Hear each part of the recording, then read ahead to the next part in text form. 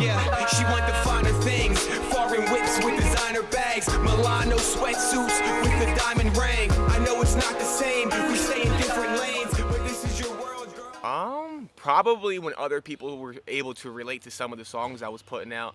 And then when I was a kid, when I was like 13, 14, 15 years old, I was just doing it strictly from the passion, like without even like trying to put songs out there, just recording songs and just putting them out there. But like, I didn't even care who listened or not.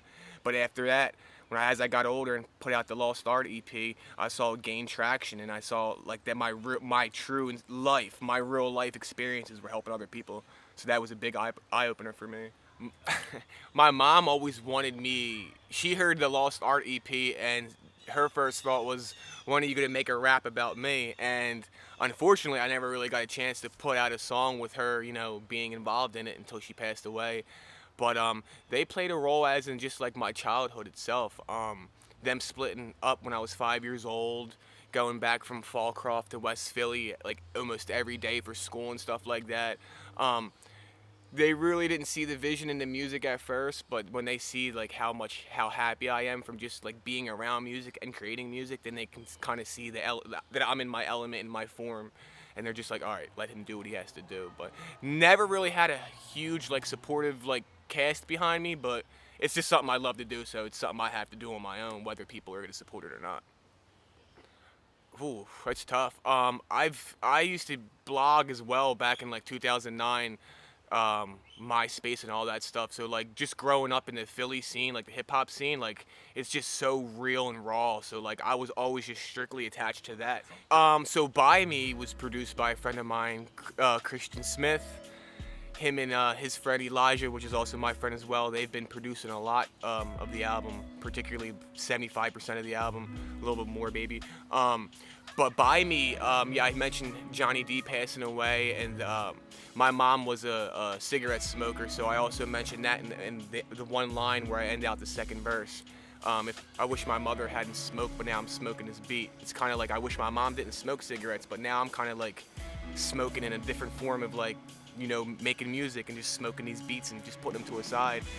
Okay, so that song, so basically the EP, it's really fit around the whole broken scheme. So it's like I really want to get my pain out there. I really want to project my pain out there so you could feel it. Not just hear it and be like, okay, you've been through this. I want you to be like, whoa, wait. Damn, let me rewind that real quick. So I really feel like Candle in the Dark, the way it ends out that whole EP, like you said, it was real somber and real like mellow. It kind of like settles you down from like how By Me gets you started, and then Candle in the Dark kind of slows you down, but it's still like that same concept. I was so broken, I was down, I thought I never could get back up. It's still like that broken thing, even though By Me is a kind of a bit different than Candle in the Dark. I listened to it last night, I was just like, wait, this is different than anything I've ever like listened to or even put together. So if you have anything to say about it, a little bit about Promise. Promise was one of those like last minute songs. It was honestly, I didn't think it was gonna make the EP because there was supposed to be like a little intro in the beginning or an outro or whatever. So yeah, Promise wasn't really gonna be on the EP at first until I came to the conclusion like I need 5 tracks. I'm only at 4, so I need 5, which would match my mom's favorite number. So Promise was like a real like last minute thing, but at the same time Elijah was able to, cook up the beat for it. I wrote that on a different instrumental, and then he took it and then reworked it. It came out completely different, and I feel like it holds so much more value with the instrumental he created versus the one previously before that. So yeah, Promise is another good one. Yeah, I feel like the whole entire EP, people are just gonna shift their favorite song every other day or every other week, just like how I am right now.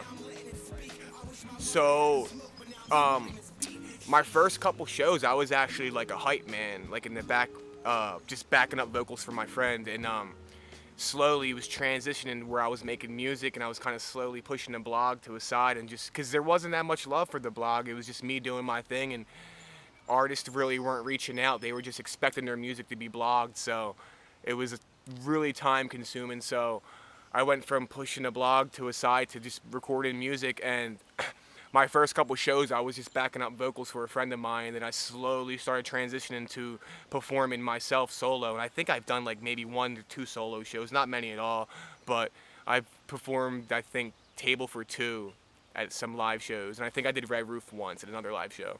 Is that a goal for this year after quarantine's over? Is to get some more shows going? Oh, that is a huge goal, because that's how I'll be able to connect with other people, other artists, other, individuals. Even if they're not artists, I just want to meet people and just talk to them. And Yeah, it's a big part of being. Are all kind of like one central.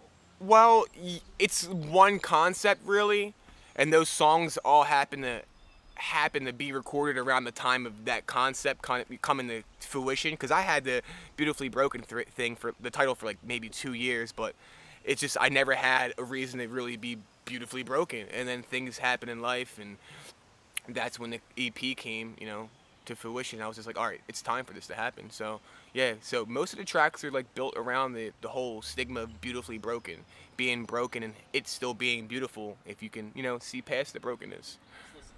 Just listen. So that one, I was just sitting in my car one night, late at night, and I cracked open on my laptop, and I was going through beats as we were creating the project, and I stumbled upon a beat, and it happened to be the Just Listen beat, and it starts off with like a little voice clip in the beginning, which those voice clips kind of add to the whole theme of the song.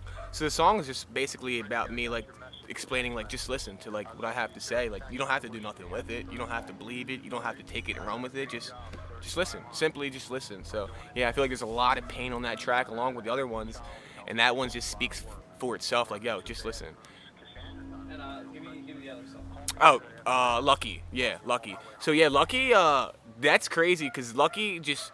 I found that instrumental and it just hit me immediately. The sample in the beginning hit me immediately. I just started writing to it, and the first line, my heart's torn apart while I pick up the pieces of pain I never felt, so I give it to Jesus. That's kind of me saying like I'm dealing with a pain that I can't fix myself. Like I'm going through a lot of stuff every day, mentally, physically, and I have no control over it. So I just gotta let it go. And Lucky, like in I think it's the second verse where I say, I felt lucky in this lifetime to feel our hearts collide. That's where Lucky comes from. Like I was lucky to even meet, the person I was in love with, the person I love. My soulmate. So transitioning into this new album, is there anything that you feel that's different or that you've learned? My last EP, the Lost Art EP, was strictly like just rap, like straight punched, right to the core, just rap vocals, pain, and a lot of pain in it. And I feel like this time around, this EP, like 5 years later, it feels more. I don't know if it feels more organic, but it feels like a different side of me. Like if you listen to By Me, you'll hear the tail end how there's like more of like a guitar and stuff like that. That just brings out like a whole different spectrum of Enrico James. I think it kind of makes you look more in depth with me. Like yo, what else does he listen to? Does he listen to Pink Floyd? Because that's kind of where I get that like vibe from at the end of By Me. So I kind of wanted to put all my influences in one. So Christian was good enough to just come up with a riff, and I was just like, wait. And he's like, does that sound good? I'm like, that's the song. He's like, you want me to take it out? I'm like, no, that's the song, and that's the song. So what really helped you along in your music career? Well, as of recently, I've been working with producers like hand-on. So like I've been seeing like things be created from like ground up. So like when the instrumental and the production's being created, I'm like around these producers. So like I have like more of a producer mind now. Like I see the editing and how things are being done. So this time around, I was like a little more hands-on and I was more able to be like, hey, throw a guitar at the end of here. Versus like my earlier project, it was just me finding these beats and just having these beats speak to me and me write to them. Now it's like I'm actually like making music from the ground up. So like now it's a lot different. So talk to me about a couple songs off your first EP. Okay, so the Lost Art EP, yeah. The intro of that EP, it's a bit graphical. It's a bit like disturbing. It's me and my father having an argument before. We were in a car accident prior to that, and he was going to the hospital, and we had an argument the morning of going to the hospital. Jumping in the car and going to the hospital. And my mom's in the background saying like, don't hit him, don't fight or whatever. So that's like really like. It was hard for me to put that even on the project, but it was just like the way it fit and the way it went into everything was just so perfect. So yeah, a lot of that project is like based around my father, honestly. That and just like the losing Johnny D and just like not knowing if I still should be continuing on doing this or not. So for sure. Gems on that album that like really stand out to you? Oh, Time in a Bottle has really, that's one song that just keeps getting plays. I don't know how or why. I guess because of Jim Croce. I don't know, the other dude that made a Time in a Bottle song. But that song consistently gets plays, whether it's like 7 plays a day or 12 plays a day or whatever. But that song is still pushing, still, you know, it's also got a video for it, so I don't know if that's helping. But that's definitely, Time in a Bottle is a really deep song. At the end, my father's calling me. It's like a voicemail that I, you know, gathered up. And it's just me and him bumped heads a lot during, you know, our lifetime. And my mom was always there to kind of like cool it down and stuff like that. And then Red Roof 6, that was when me and my dad were homeless in 2000, back in 2010. I was 21.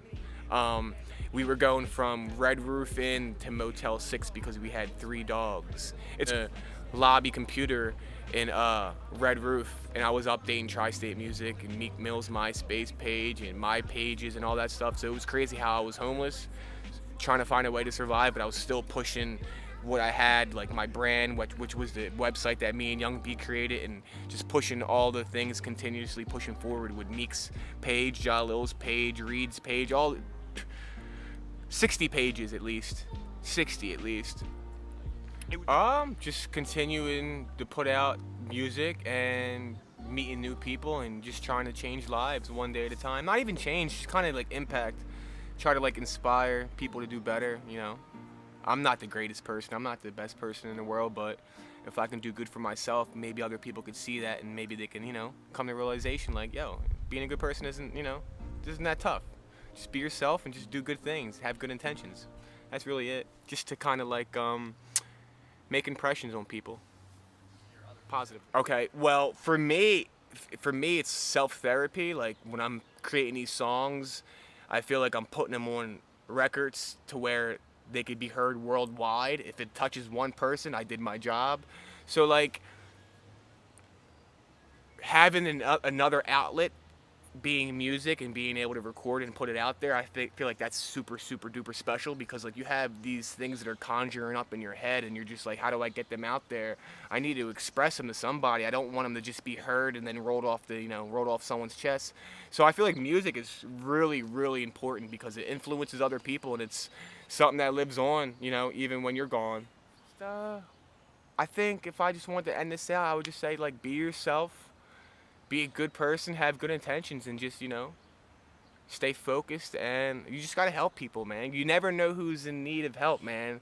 And most of the time, we're all in need of help. So if you can help somebody out, you know, maybe that might come back around to you later down in life. So just be a good person, man. Have fun. Check out Beautifully Broken out. Yes.